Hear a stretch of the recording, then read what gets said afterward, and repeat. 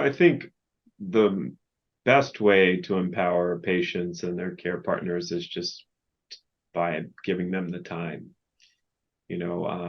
My clinic always runs late.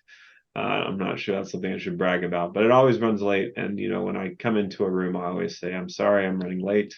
I usually explain if someone needed more time before them.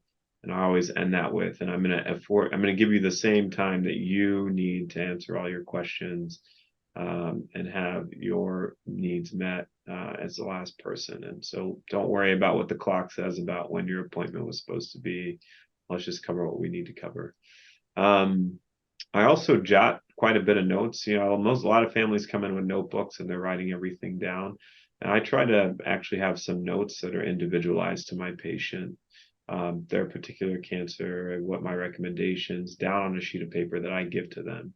It's almost like a deliverable for that visit, which I think oftentimes takes the burden of the patient feeling like they're the one that has to collect all this information. And it's like almost like I'm in a kind of be in charge of collecting this and giving it to you at the very end of our visit.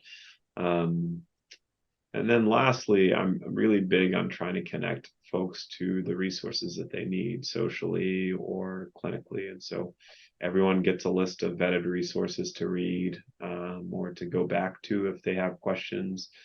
Everyone gets connected to advocacy organizations that I do work with and trust.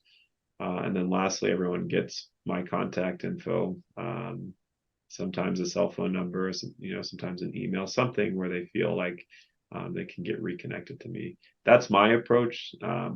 Some people would say that's too much, but the more ways I can allow patients to feel like I'm accessible, that I'm at their level, that I'm not some superhuman whatever, but that I'm just like their neighbors or friends, the people that are in their community, the more empowered they are to ask for the things that they need and ultimately have a better clinical experience and outcomes.